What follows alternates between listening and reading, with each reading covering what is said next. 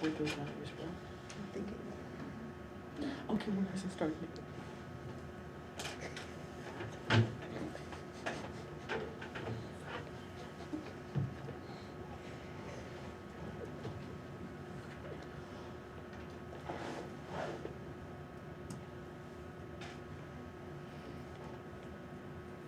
All right. Morning, everyone. So I'm a little behind this morning, but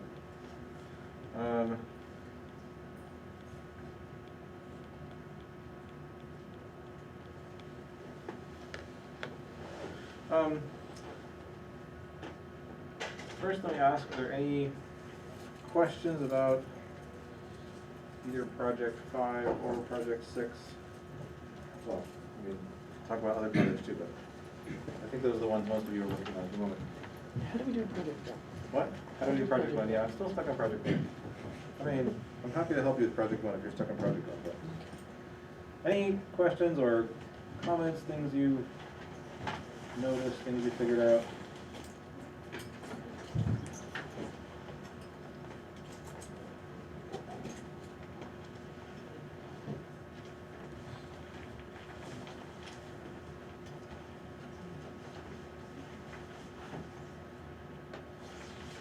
All right.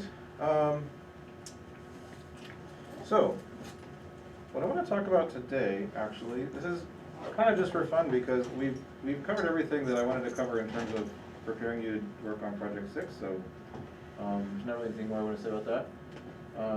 And actually, as I was, typically what I do to prepare for this class is I go and see what Dr. Ferrer did on the same day. I watch the video of his class, double speed, and I take a bunch of notes, and I don't just do exactly what he did, but I often follow what he did pretty closely.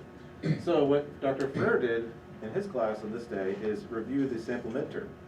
And I'm not giving a midterm, so I was like, yeah. No, I figured it out.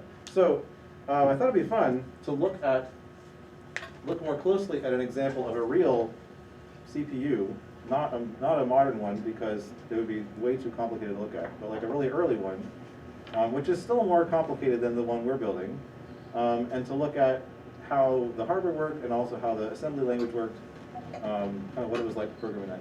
So, and it'll be fun to see a real historical example and to compare it to what we've been doing and see how what we've been doing is the same and how it's also less complicated. So I want to talk about, this is the MOS technology 6502. And I mentioned this, I think, the other day when we were talking about CPUs. So MOS Technology is the name of the company that made it initially. MOS stands for metal oxide semiconductor, which is a specific technology used to make chips. Don't ask me what that actually means because I don't know anything other than that. But it's a specific, materials in a way that you would fabricate a chip with, basically 3D printing transistors on the chip, right? That we talked about. But that was just the name of their company. So this chip, the 6502, it came out in 1975. Okay, and it wasn't the first chip of its kind to be manufactured, but it was way cheaper than anything else that existed at the time, 6 times as 1/6 the price, basically. There are a few reasons for that. Number one, the people who made it set out with the goal of making something that would be cheaper. So that was their explicit goal. One of the ways they did that was just by careful, clever design to make the chips smaller. And the smaller a chip is, the cheaper it is. Not just because you use less material. That's like a small reason. A bigger reason is, the way you print chips, you get a wafer of silicon, and you print a whole bunch of chips all at once, and then you chop them up into individual chips, right? Any wafer of silicon is not going to be perfect. It's going to have some imperfections in it in random places, and anywhere that there's an imperfection, if you print a chip there, maybe that chip doesn't work. So the smaller the chips are, the less chance there is that an individual chip is going to be affected by an imperfection. And so you get a higher percentage of the chips you print that actually work when they're smaller. So that's an interesting reason why smaller means cheaper. So this was way cheaper. Right, one reason is it's smaller. Also, just better technology, better printing technology. Apparently there was, I mentioned something about how you print these things, and there's like a mask that you use to print the stuff, and before, just something about the way that worked, the masks you would make, they would last, like you could use them to print 10 chips, and then you had to like, make a new, so you had to make a whole bunch of masks, and it just was slower. But then someone came up with a new way to do it so the masks didn't have to actually touch the chips, they could be above it and you could like project light through it, which is how I thought it worked, but apparently that wasn't how it worked originally. And now suddenly you could use a mask for 100,000 chips instead of 10. That made things a lot cheaper, right? Because now things are a lot faster, you don't have to be remaking the mask all the time. So a combination of factors, it was way cheaper, and suddenly, right, the price became such that it was feasible to, previously it's like, well, the chips that were available you would use, in something that would, that an institution would purchase. But nobody would buy one to have in their home because it was too expensive, right? But this chip and the fact that it was way cheaper led directly to, kind of sparked a home computing revolution.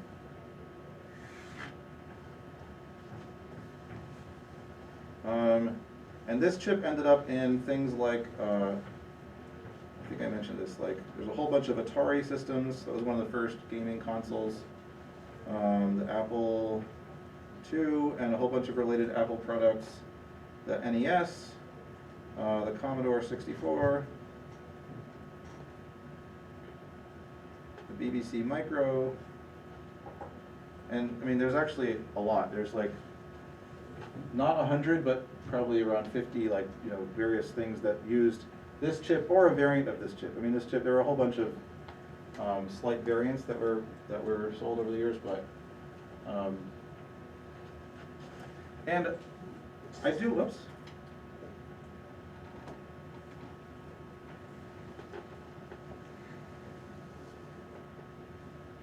I do want to mention something sad that I've learned about this period of computing history. So kind of prior to this, right, computers were mostly like the computers that existed. They were, big institutions had them. They tended to be larger. They were more expensive, and they were very much in like a professional setting. And lots of people programmed them, including men and women, in pretty much equal proportions, actually. And if you look at sort of like how many people were getting degrees in computer or were studying computer science, it's pretty much equal, men and women. And then this home computing revolution hit. All these things, right? These are all like, these aren't like things you would have at home to do, your accounting or to write papers or stuff like that. That was like a little later. You had things like the IBM PC that were marketed more as a general tool, right? These are all like gaming systems, right? And they were marketed as toys, like to men and boys. Because that was just like, culturally, it was like, well, girls don't play with toys, they play with dolls or something, I don't know. And so like the marketing for this was very much aimed towards men. And then right around this time is when you see like the numbers start to go like this, where women stopped studying computers and just, it was mostly men. So that is something we are still trying to recover from as a society. And I don't think the people at this time were like, we can, let's use this to like kick all the women out. I don't think they were thinking that explicitly. Maybe they just weren't thinking about it, right? They just had all these assumptions and biases, and that's just how they decided to market these things. And it had a pretty profound effect.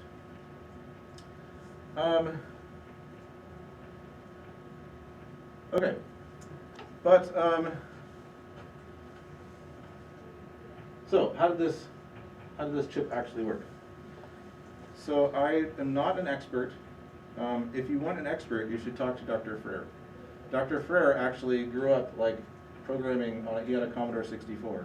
And he talks, if you ask him about it, he will be very happy to talk about it for a long time, because he's very excited about it. And for good reason. I mean, like, he had a lot of fun, like, growing up programming this thing, and he became an expert on, you know, this chip and how to program it. Because, of course, at that time, like, when programming, it meant programming in assembly language. Like, there weren't any high-level languages that you could compile down into something. You were just writing directly in assembly. Which means you had to know a lot about how that chip actually worked. Because as we've seen, right, the machine language is very closely tied to the hardware, what the hardware can do.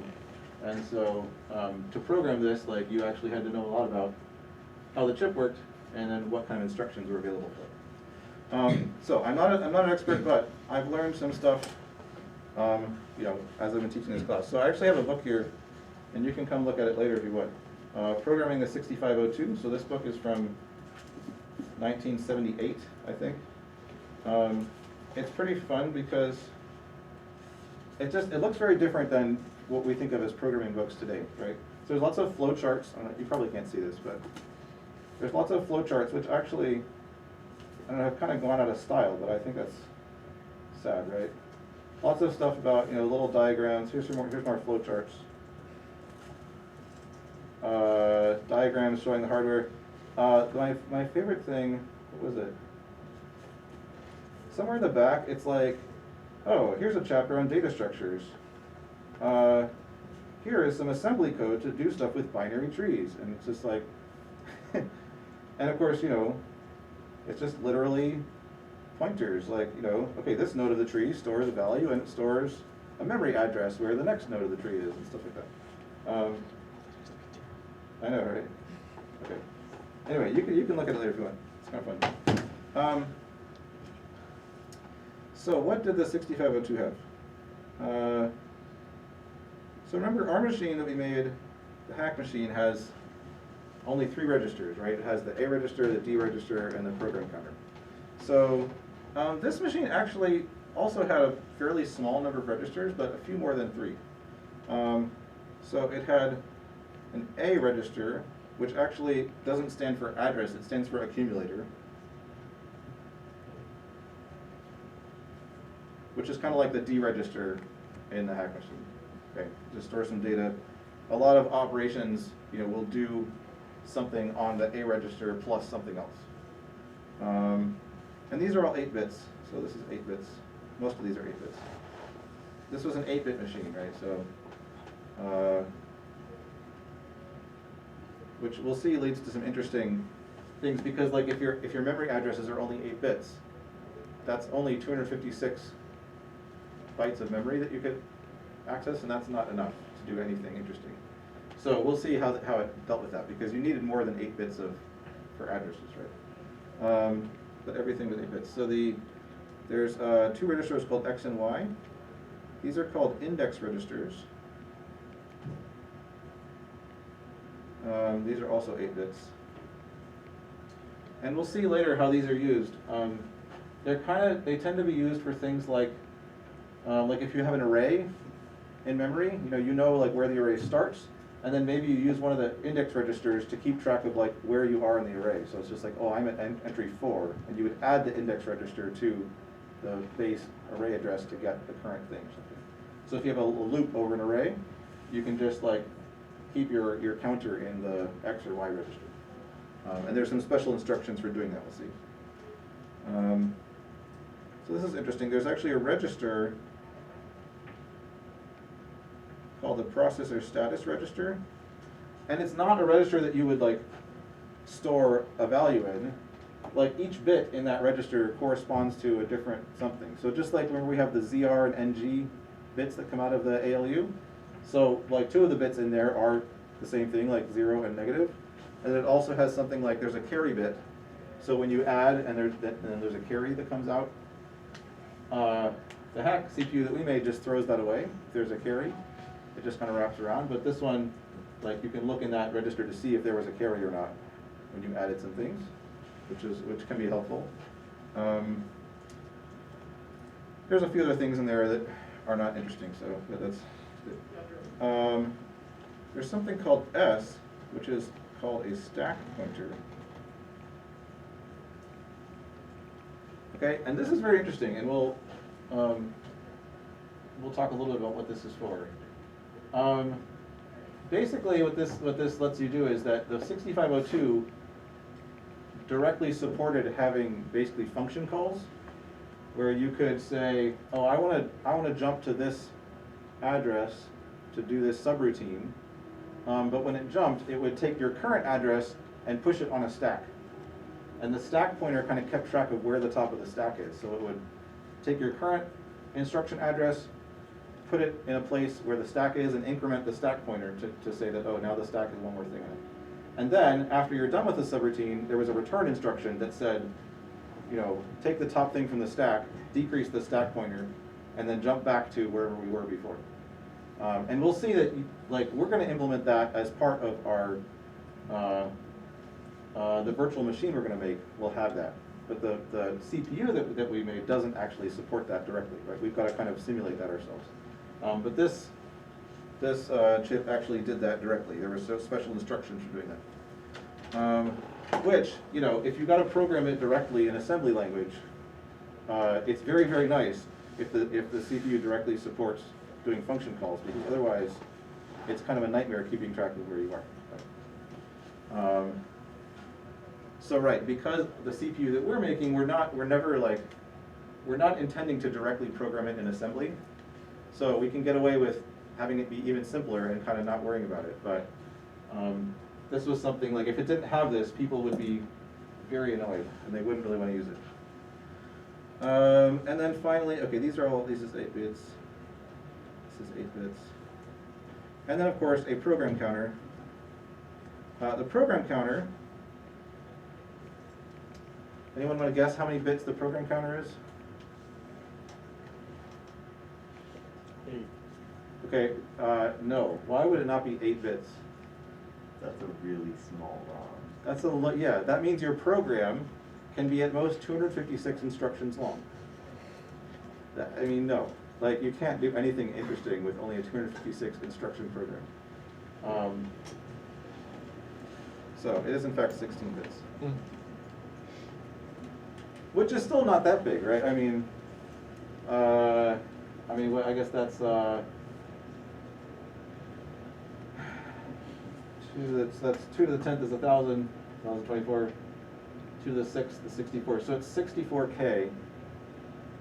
So 64,000 instructions, which sounds like a lot, but like, you know, they're pretty low level, right? We're writing assembly code, and that's actually 64,000 bytes, and we'll see that many instructions actually require more than 1 byte, and so it's less than 64,000 instructions. It's maybe like 32,000 instructions or something on, you know. So yeah, all of Super Mario Brothers is implemented with, you know, less than 32,000 assembly instructions, which is pretty impressive actually. So this is right, 64K.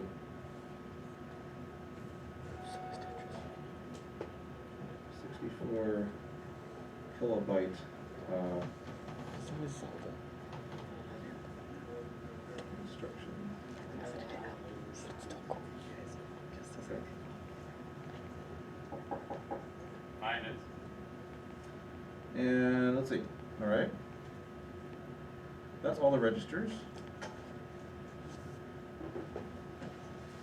So what about instructions? What kind of instructions did it have? It had 8-bit instruction codes, or opcodes. Which, you know, again, 8 bits is not, well, I guess, you know, 256 instructions, that seems like funny, but, so basically, it was like, so these A bits and these C bits determine the operation. Whoops. Where did undo go? Oh, there it is. And then these B bits determine what's called the addressing mode.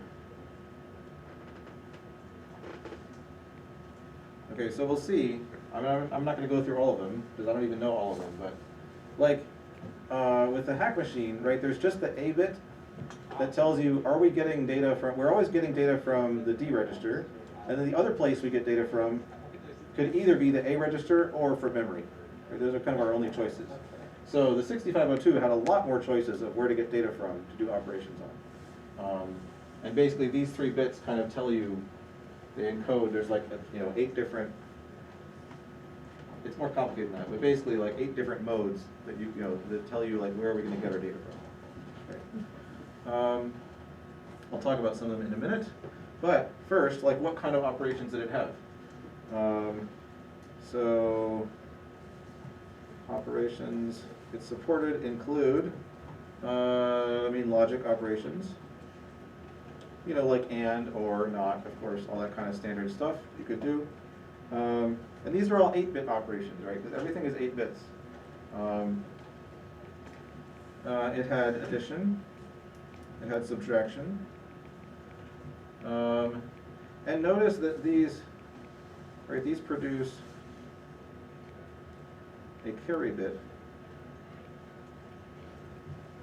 Okay, right? Remember our CPU throws the carry bit away. Like the very last carry bit that comes out of the entire adder just gets thrown away. But in this one, that carry bit went into that like status register or whatever. And actually, if that bit was set in the status register, when you do an addition, it would use that carry bit to like start the addition. It would like add one more.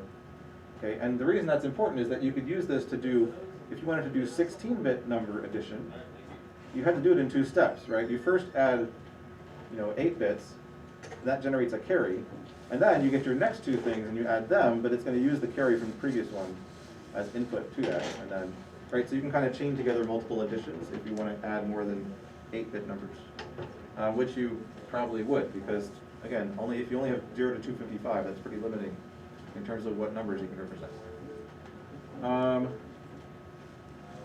It also crazily had a mode you could like set, so one of the bits in that status register, you could set it, and it would now do addition and subtraction in decimal instead of binary. So it uses something called binary coded decimal, where basically you have 3 bits that represent a decimal digit, right? And it would like, so like 111 represented the decimal digit 7. And then it would, it would add things that way. Why you'd want this, I don't know, but I guess if you know that you have a number that you want to display to the user in decimal, or that you've read in decimal, it's maybe nicer just to keep it that way and just do math on it that way. But yeah, it actually had like a special circuit to do addition in base 10 instead of base 2.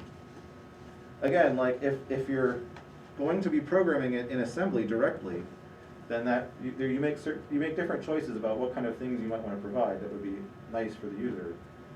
Whereas if you're only going to be like compiling to it, then you wouldn't include this. What else? The other thing that it had, so in the hack CPU, if you want to compare things, if you want to say like, oh, is this greater than this, you just do a subtraction, and you check whether the result is, 0 or whatever. But that's because the reason we can do that, or that it's kind of nice to do that, is that we don't have to store the result anywhere, right? So you can say, just take these values, do a subtraction, just throw away the result. Don't store it anywhere. I just want to see if the result is 0 or not, or something, right? But in 6502, the result of every operation goes into the A register. You don't get to choose. It's just like, it takes something in the A register and something else that you get to choose, and then it does an operation and puts it back in the A register. So if you have some value and you want to check whether it's greater than something, it might be annoying to have to subtract it and like overwrite that value with the result of the subtraction just to check if it's 0. The 6502 actually just provided a special comparison operation. That means just do the subtraction, but then throw away the result. So it's just like this one special operation that doesn't store into the A register. It just sets the like 0 and NG bits, so you can check whether it was 0. What else? There's a jump instruction, of course, and jump means unconditional jump.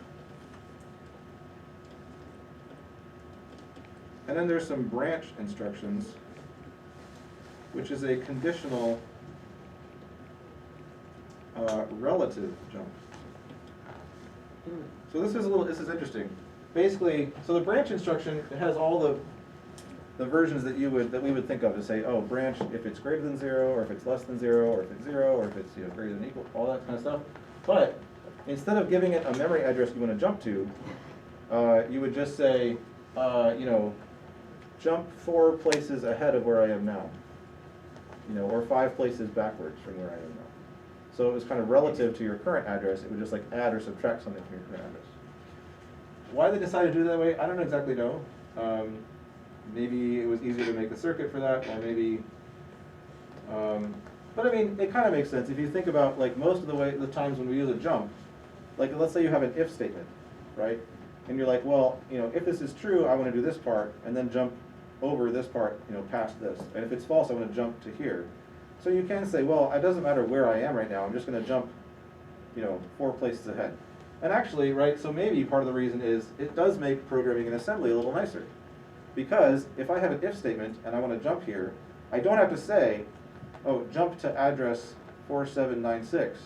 Because then if I add some code above it, now that address changes, right? But if it's a relative jump, if I say, oh, I know I have 4 instructions in this part and I want to jump past them, I just say, jump +4. And now, if I add code before this, it doesn't change that +4 because it's just relative to it. That might be why they did it that way. And you might say, well, wait, what if you want to do a conditional absolute jump? If I want to say, like, conditionally jump to, like, somewhere in memory way over there. Well, that's not hard. You just say, okay, if this condition, then jump, 1 space ahead, and then in that 1 space ahead, you have a jump instruction. So just like, yeah, just go there and then jump. So it works.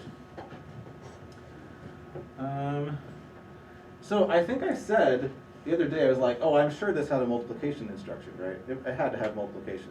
There's no way people program Mario Brothers without multiplication. No, I was wrong. There's no multiplication. Oh, just addition and subtraction. It also has shifting though, which is something that the hack CPU doesn't have.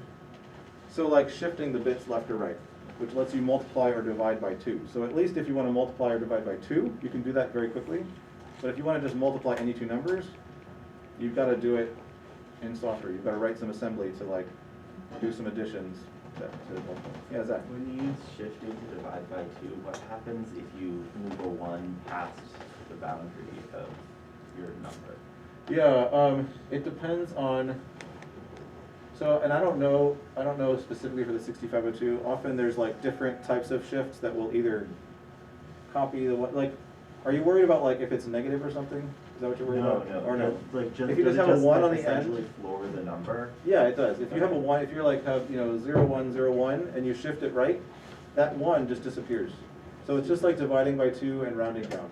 Yeah. Okay. Yeah, but the other thing I thought you were asking about, which is also interesting, is what if you have a 1 at the beginning? The very first bit is a 1 and you shift right. Should you put a 0 in the leftmost position or should you put a 1? And actually, often there's like 2 different instructions that do one or the other. Because it kind of depends on, are you just thinking of it as a bunch of bits and you just want to shift them? Or are you thinking of it as a number? If you're thinking of it as a number, then that 1 means it's negative. And you want to keep a 1 there to have the result still be negative, right? I don't know what the 6502 does. Simon, do you have a question? Could you, like, are there processors that would like put the falling off bit into the, like the carry flag in the thing? Yeah. There's things that will do that. I think even the 6502 actually also had, in addition to shift instructions, has a rotate instruction that takes the falling off bit and like puts it back around. So you're just rotating it. I think I remember seeing that. Question mark? I don't know. Yeah, there's obviously a lot of different things you could imagine doing in different scenarios, and certainly like, a modern like x86 processor has like, 50,000 instructions, all for doing variants of shifting it. Not 50,000, but a lot. Cool. So that's basically what operations it supported. So what I want to talk about next a little bit is what the addressing. So I mentioned like these addressing modes, and some of these let you do pretty interesting things and are much more sophisticated than in our hack machine. So addressing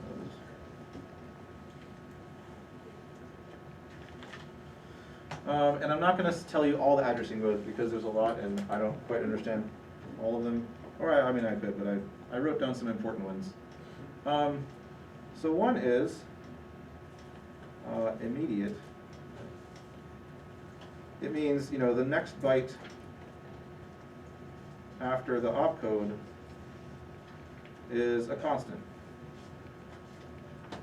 Right? So if I want to say, oh, you know, add 10 to the value in the accumulator, I could use the add instruction with an immediate addressing mode, and then the very next byte after that opcode, I just put literally the binary value of 10. And it just says, okay, look at the next byte, take that number and just send that directly into the ALU. Okay, so that's nice because like in our hack CPU, to add a constant, we have to first use an A instruction to shove that constant into the A register, and then we can like, you know, add it. But I guess it's not that different, right? Because like in ours, we need a separate thing first to put the constant, and then we have the instruction that uses it. Here, right, you have an opcode that says, look in the next kind of instruction place to get the constant. So it's not that different. So immediate.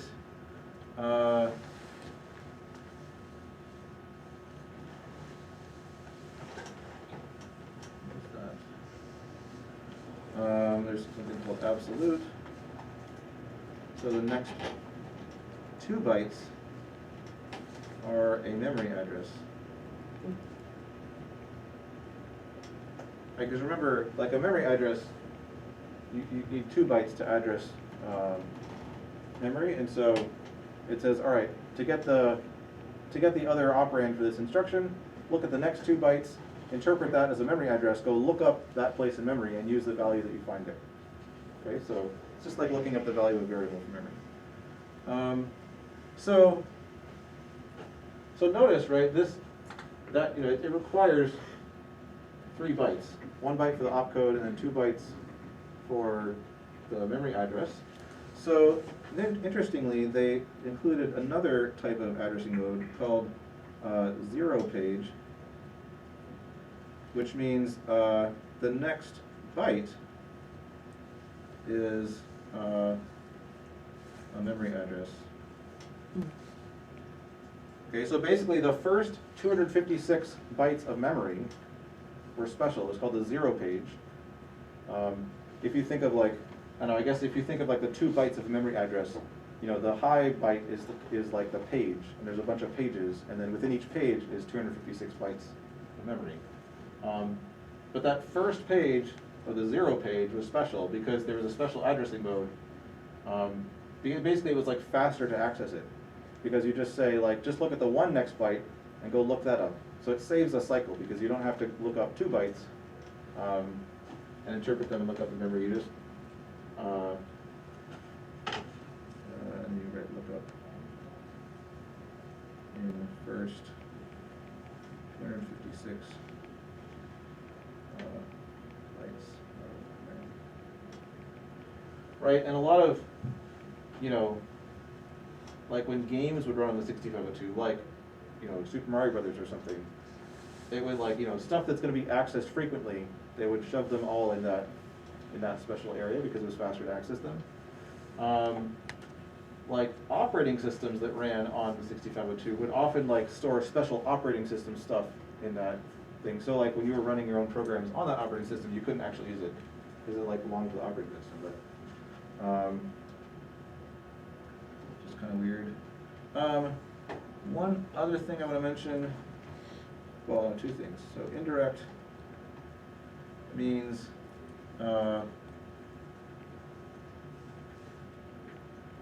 look up an address from memory.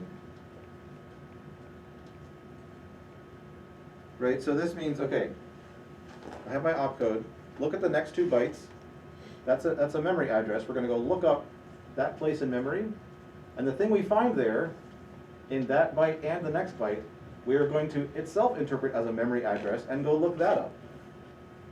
Okay, so this takes a bunch of cycles. It takes like 5 or 6 cycles to do this.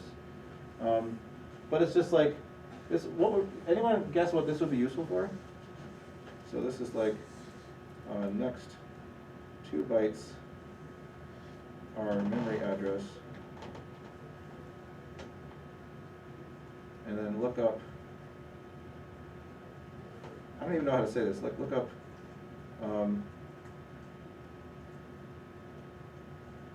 that memory address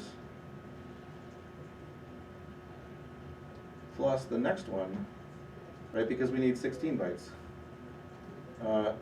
Itself stores a memory address. Right, and then we look that up. So we have like 2 levels of indirection going on.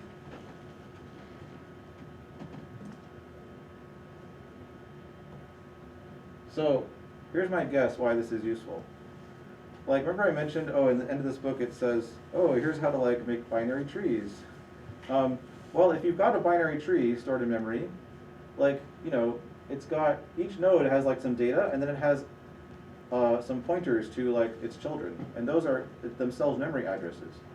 So if I kind of know, you know, where my current node is stored in memory, and I want to look up its child, right? This is great because I say, yeah, go look up that place in memory, and that has an address stored there. That's like a pointer, and then I want to look up what's there.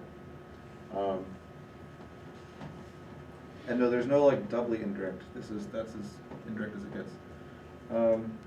But there's also this interesting one, indirect indexed. And this is using those X and Y registers. So basically, it means to look up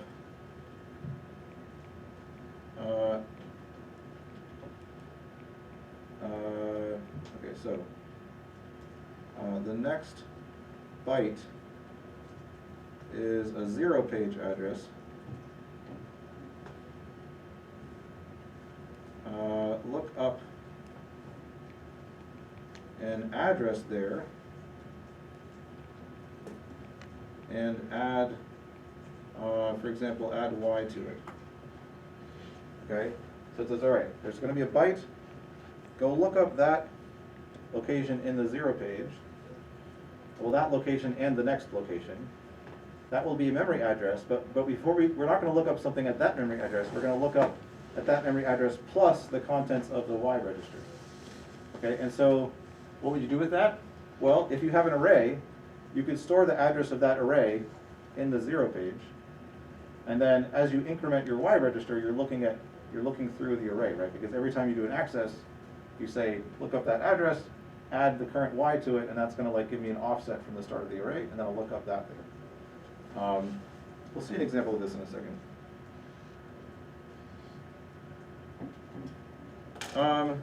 Some interesting trivia. So this mode had a bug. Okay, when I say a bug, like literally there was a wire missing. How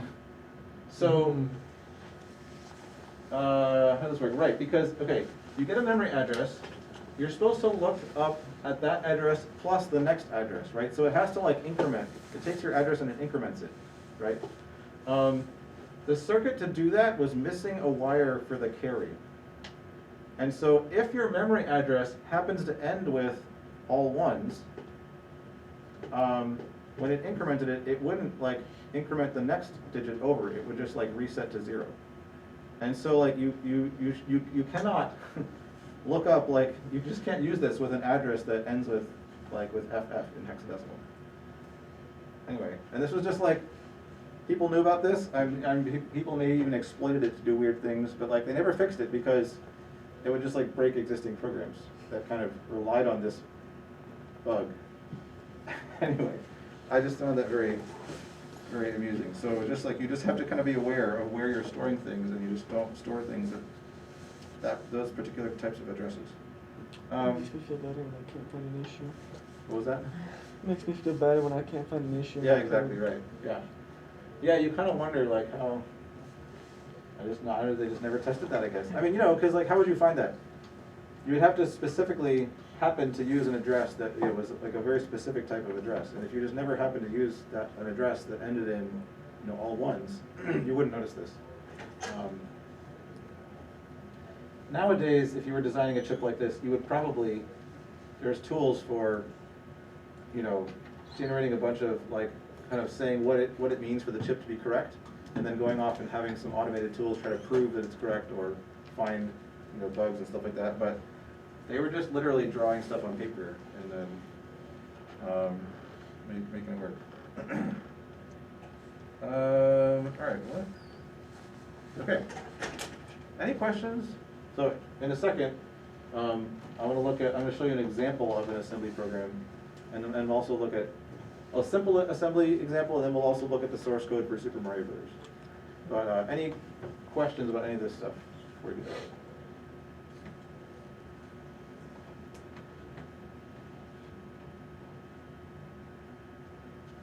Okay. So, let's see.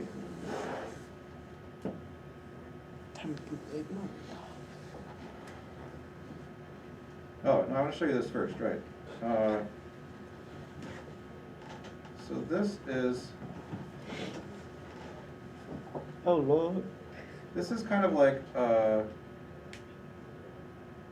it's a block diagram of the chip. And I don't actually understand it very well, so I wish I could like tell you what these things are. I don't really know. But, I mean, you know, you could look at some of these things and you're like, yeah, okay, some of those words sound familiar-ish, like, you can kind of like, you know, here's some, you know, when you load data from memory, like it's stored there, right? There's an 8-bit thing.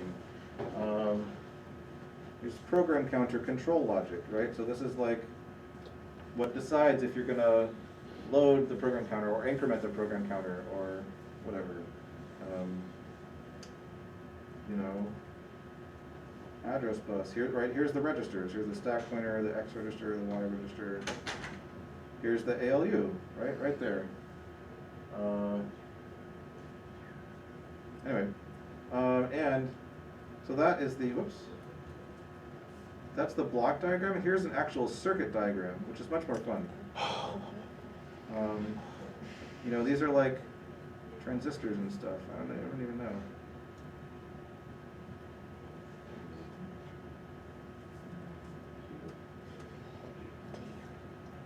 And how small is it? What do you mean, how small is it? The How big was the actual thing? Yeah. It was on the order of like, maybe like 150 millimeters square, so, you know, so like this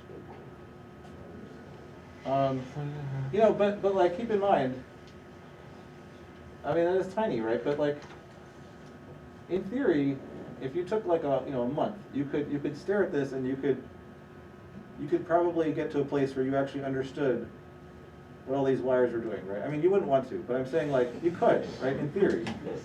And you know, you could look at it with a microscope and you could see these components, right? But if you look at if I showed you the corresponding kind of diagram for like the CPU that's in your computer, I mean, we would all die because it's just like, it's insane. Yeah. What are the red lines like power or something? I wish I knew. Okay. Don't know.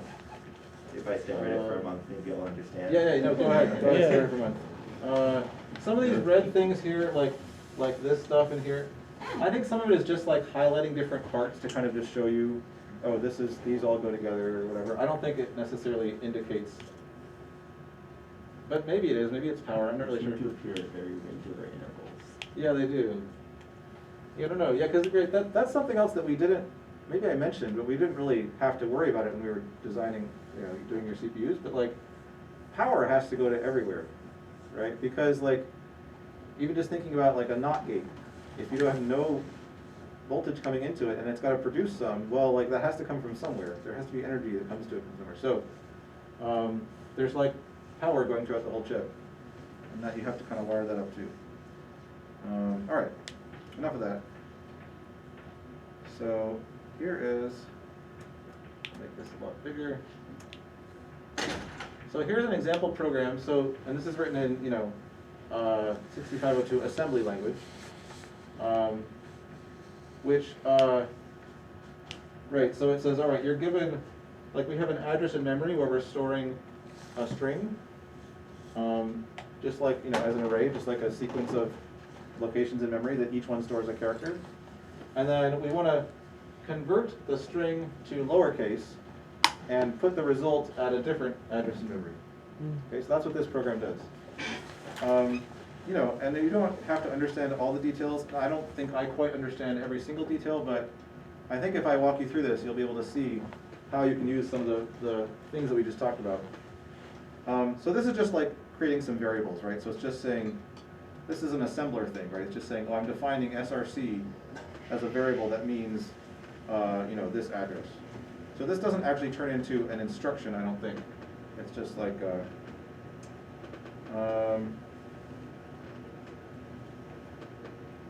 okay. And then, right, again, everything over in this column is like a label or a variable name. So just like we would put stuff in parentheses in our assembly language, so like this loop, right, that's a label, so we can jump back to loop later. So, right, so this says load the value 0 into y. So the y register is going to store it's like our loop index. It's our index into the arrays, right? And so as we're going through the first array, we're going to also be going through the second array as well. We're using y to point into both, to go through them one by one. Okay, so this is one of those indirect indexed loads.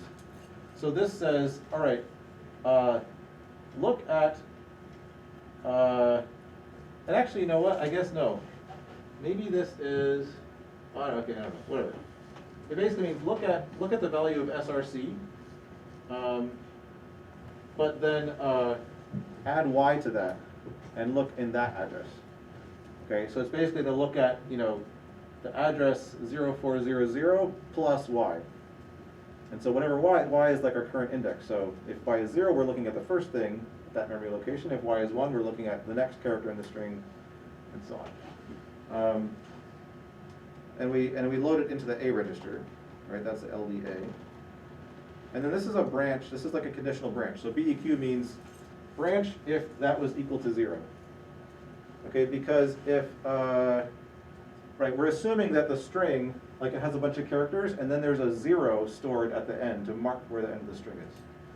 And actually, that's how even C programs still store strings that way, called a null terminated string.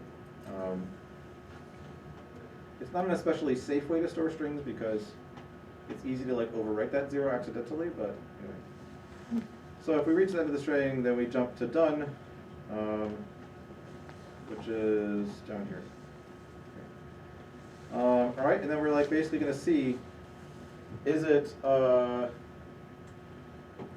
uppercase? If it's an uppercase letter, then we want to actually convert it to lowercase. If it's anything other than uppercase letter, then we want to leave it alone. Okay.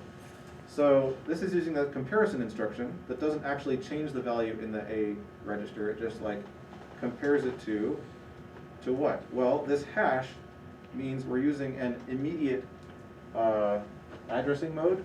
That means that A is going to be a constant that's stored in the next byte. So this will be the code for comparison, telling us that it's immediate, and then the next byte is going to store the constant A. So it's going to compare A to the thing in the A register, which is the current character. BCC, what is BCC? So it's a branch. CC means is the carry bit clear? And I honestly I'm not quite sure. There's something about the comparison instruction sets the carry bit or not, depending on whether it was greater or less than. I don't know the details. The point is, after we do the comparison instruction, we can look at the carry bit, and based on that, we can know whether it was greater than or less than. So, if the current character was less than A, I guess, then we jump to skip.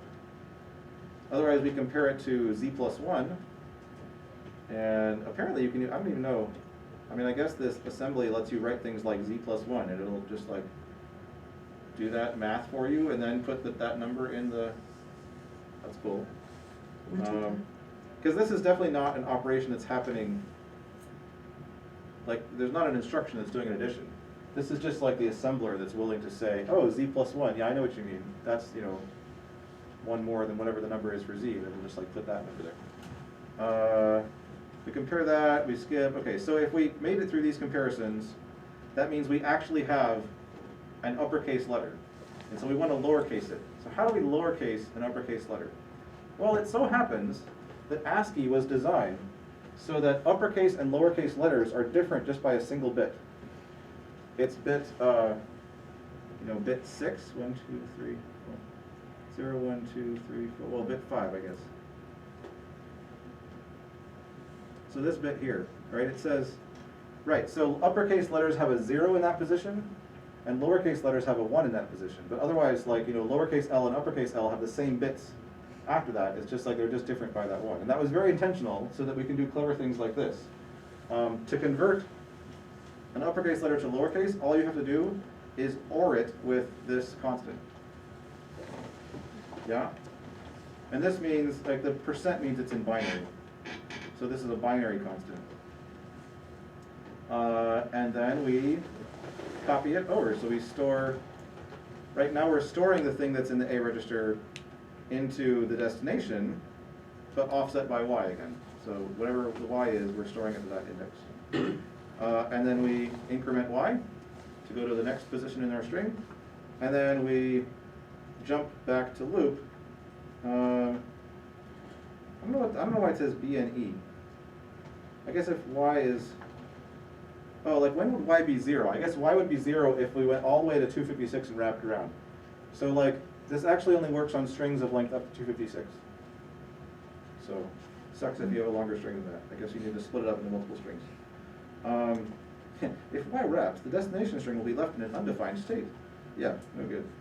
Whatever. Oh, the comments are using semicolons. Yeah, and in this language, in this assembler, comments are denoted by semicolons. Whatever. I don't know what this does. This like sets the carry bit, I guess. And then this RTS is a return. So this says, oh, we were called as a function call. And so this says, go look up the address where we should return on the stack and pop that off the stack and then jump back to that thing. So this is like a little subroutine that can convert a string to lowercase. So if you want to use this, right, you basically, you store the source and destination addresses where you want your strings to be in those special locations. Then you like jump to this this code, and then it'll do that, and then it'll jump back, and you're done. What does this do? I don't know. Don't know. This is also returning, right? But it's like, this is like something went wrong. We're returning and something went wrong, and this is like we're returning and everything was cool. I don't know. So there you go. That's, any questions about this? I don't know if I can answer your questions, but I can try. I've never actually written code for 6502. I'm just learning about it. And that's I something. mean, why would I? I don't know. It's cool to like read about it. I'm not sure I want to do it. All right. Well, let me show you Super Mario Brothers. Make this bigger. That's so long. It is long. So, I mean, it's very long. We're not going to look at the whole thing. There's a couple things that I noticed that are interesting that I might point out. We may just scroll through it and see if we notice anything else interesting. But here's one interesting thing I noticed. Right. So it starts by defining a ton of variables. Right. Because we don't want to use magic numbers, so we're gonna.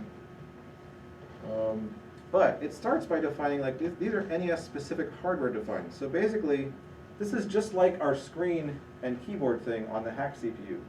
So there's specific locations in memory that the NES said, hey, when someone pushes the A button on the controller, we'll set this location in memory. Or this location in memory will like tell you the status of the buttons or something like that. And so that's what all these are. I don't know what they all are, but they're, this has to do with like sound generation, triangle and square waves, noise, delta. Here's like the joypad stuff, so like the people are pushing buttons in the controllers. And then, okay, there's like tons of variables, right? So these are all variables specific to the Super Mario Brothers game. So they're just like variables that the developers defined. Notice that some of them are 4 hexadecimal digits, which would be a normal 16-bit memory address. Some of them are only 2, and so that would be an 8-bit address that would be on that 0 page. So you can see that some of these things, you know, apparently these ones that have short address, these are like frequently accessed things that they wanted to store in that 0 page so that they could use that special kind of instruction to access them quickly.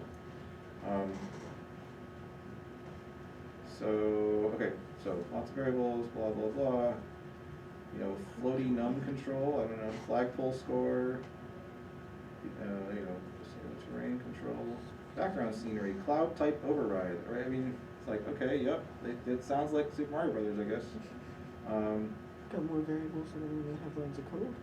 Yeah, but right, it's like, well, the only kind of variables you can have are global variables because they're all just stored at a particular memory address, right? So like, the way you write a program is you first list all the variables you're ever gonna need. They're all just global variables, and then you go write your program, right? It's kind of and like, you know, what if you forget and you're like, oh, it turns out, shoot, I didn't realize that I like put this variable and this other variable at the same address. Like, it won't tell you that. It's just like, sure, you're just like writing them both in the same location. That would be horrible, but it doesn't help you. Okay. Blah, blah, blah. Fireball counter, Locky 2 reappear timer, Bowser flame, what was that? Bowser flame P random offs. Piranha plant speed, okay. World 7, A button, okay. Here we go, finally we get to the code. Oh my god. Let's look. There was something in particular that I noticed. Where is that? Is this the same language? Here's pausing. Oh, they're just lowercases. Sprite shuffler. Okay, what was it? Where was it?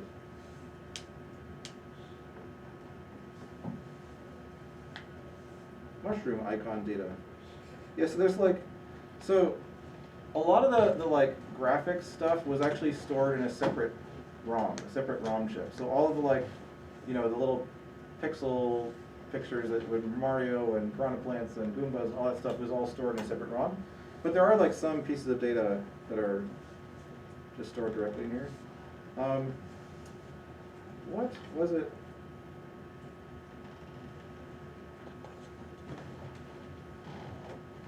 Player victory walk.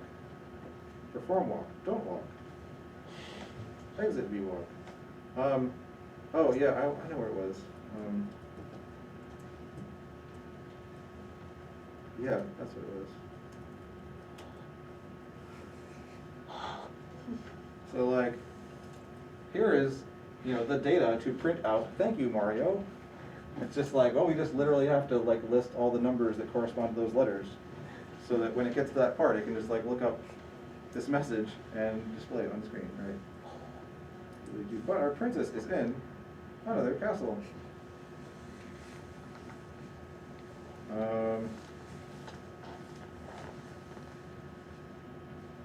When will Mario realize that Princess Peach loves Bowser? Okay, I'm gonna scroll to a random place and see what's there. 8,000 lines of code. Right. Init Locky 2. We're going to load the enemy frenzy buffer into the A register. And if it is not equal to 0, we're going to jump to kill Locky 2. Which just, okay, so this is like an, right, this is a, notice this here, we're doing a, like a relative branch. And then that place, the relative branch just has a absolute jump. So I was mentioning before, like, oh, what if we want to do a conditional jump? This is how we do it, right? Yeah, so I don't know how this stuff is. So yeah, these are jumps, which is like, there's another way to do a subroutine call. I don't remember. Lucky 2 and Spiny. Yeah, exactly. So anyway, that's, yeah. You can find things, you can find like videos or explanations of like some of the insane tricks that the developers of this game in particular like did to fit the game into the amount of memory that they actually had. Which there's some crazy tricks, like some of the simpler ones I remember are like, for example, you know, if you look at the background of a level, it typically repeats. And so, you know, you only have to store like this much and then you just repeat it. Up to crazier things like if you look at the images for clouds and the images for bushes, they're the same. Just like clouds are white and bushes are green. And if you never thought about this, maybe you just never noticed it, but if you look at the game now, you're like, and now that you know that, you look at them and be like, oh, of course, how did I notice that they're just literally green clouds or bushes? Simon? So, like, this game came out in 1985, so did they have any other, like, development tools or, like, helper tools when I they don't made know. it, or did they write all, like, 20,000, whatever? Yeah, lines? I don't know. That is a good question. I really don't know. I think they wrote it, I mean, maybe they had some tools to kind of help them keep track of stuff, but they fundamentally were directly writing this code. I don't think they like wrote it in another language and compiled it to this, because they had to work really hard to fit it into the amount of memory they had, right? So any kind of compiler technology that would have existed then, you know, it just wouldn't have been super optimized in terms of like the size of code that it was generating. So I don't know a lot about their development process, but it'd be interesting to find out. Cool. Any other questions?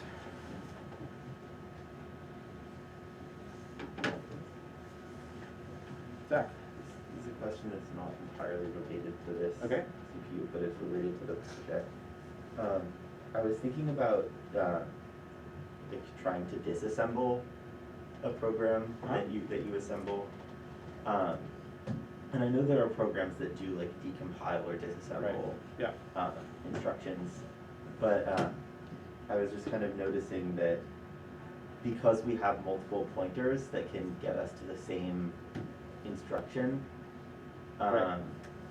they can be tricky to know like which one was actually programmed in. Right, How yes. do you handle that? If Yeah, I you're- mean, yeah, it's actually, that raises an interesting point about this. Like, where did this come from?